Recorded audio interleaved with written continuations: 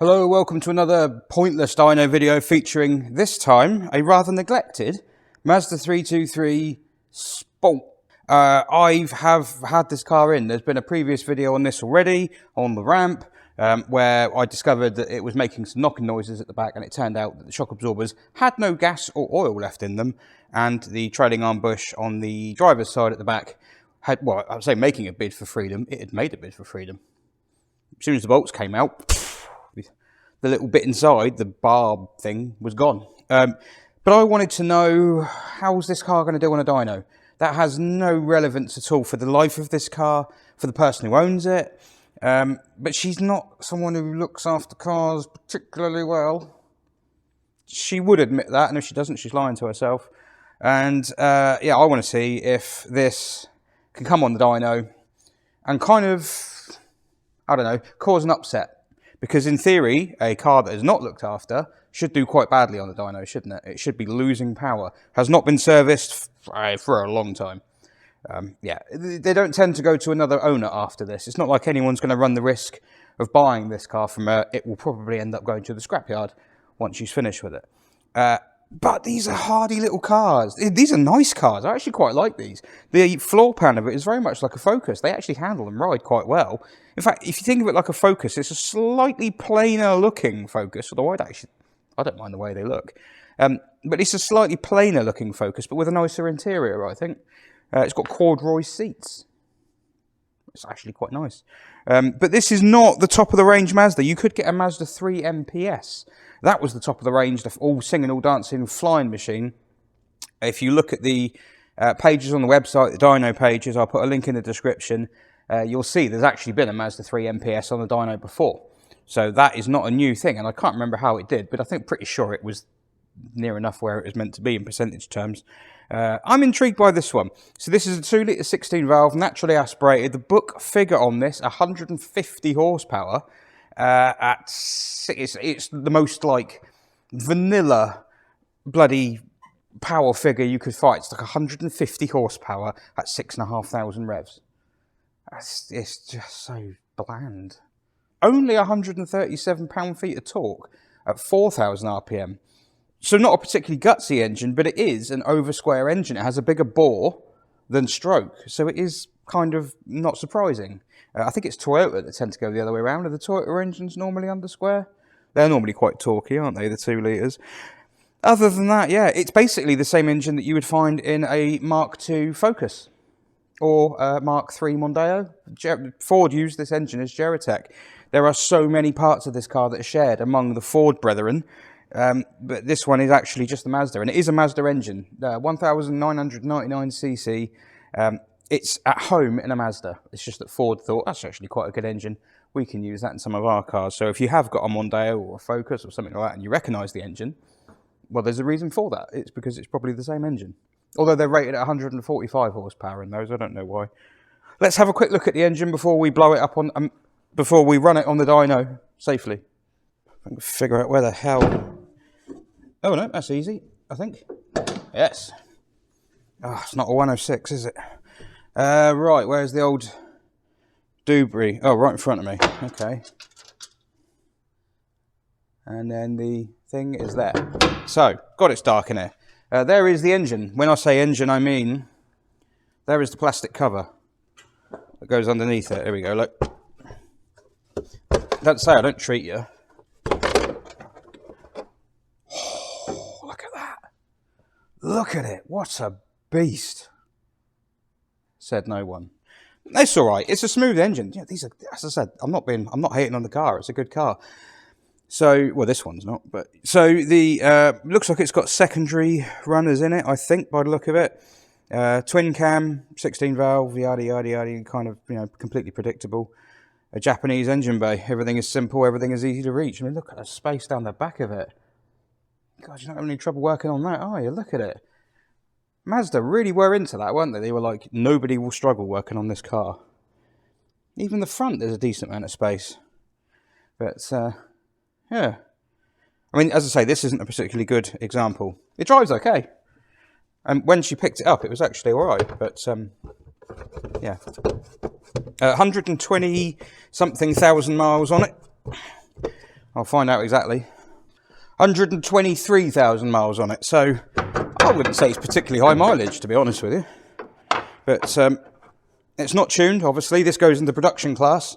It has had some scrapes and some bumps all over. But yeah, anyone got a Mazda 323 Sport and want to know how much power it's probably producing if you don't look after it?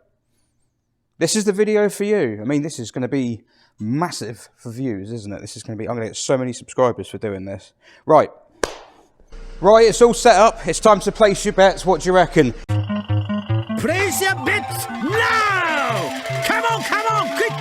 Bet! Betting ends! Hasn't been serviced for a very long time.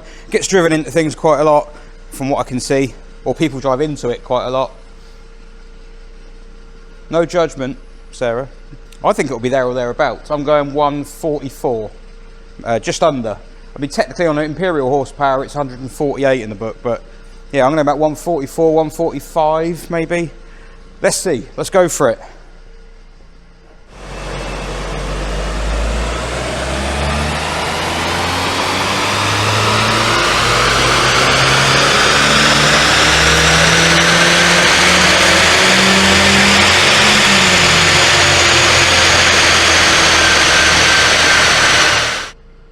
Woo!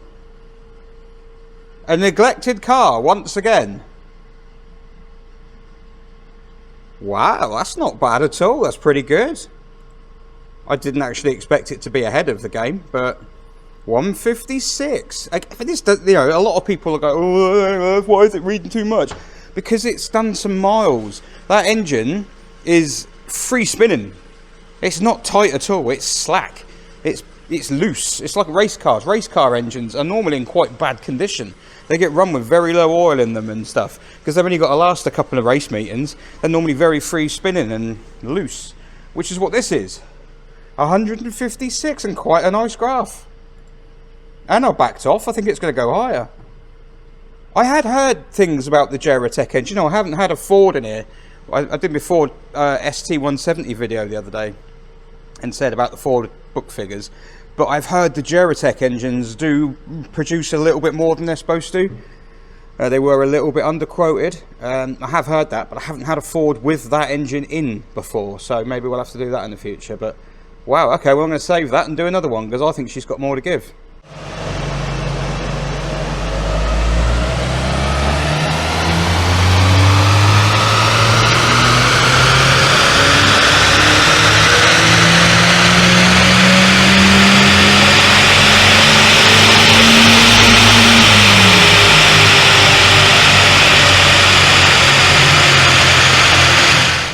Got some punch, that has. I kept going with the revs then, and the rev limiter doesn't come in until like 7.5. Oh, okay, 156 again. So it will rev to 7.5, but there's no point. Well, no, actually, no, that's a lie. It doesn't drop off much. So it's peaking at just under 7, which is about 400 RPM higher than it's meant to, but then it is quite, it's nearly there, isn't it, at 4.5. So the graph looks exactly like I'd expect. It's a little bit fluttery. It's not very smooth. It's kind of a bit, yeah, wobbly. Probably because it's neglected. But that is something. 136 pound-foot book figure is 137 pound-foot. That's not bad at all, is it? That is really not bad. That's pretty good. Pretty good. I mean, on percentage terms, this goes into the production class on the website. So there is production, modified, and YouTubers, content creators, whatever.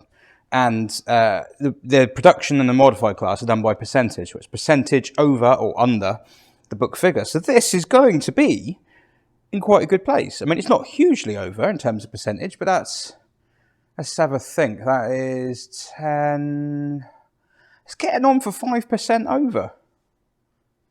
And it's not looked after. It's not serviced. It's not, like, cherished. I think it's liked, but it's not, you know. That's not bad, is it? So anyone who's got experience with these Geratech engines, is this normal? Hit the comments. Is that normal? Do you see this with the Geratech / Mazda engine? I swear I've seen people sort of stick throttle bodies and a couple of cams and a 4-branch of some sort onto a Geratech engine in various kit cars and things like that and get like 170 horsepower. And up until this point, you'd have gone, bollocks. If they told you that, you just assume it was pub talk. But it might not be. That might actually be legit.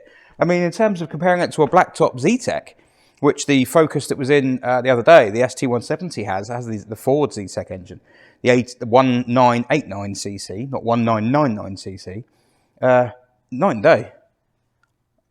Way better. This engine, good. Did they make any hot Fords with that engine?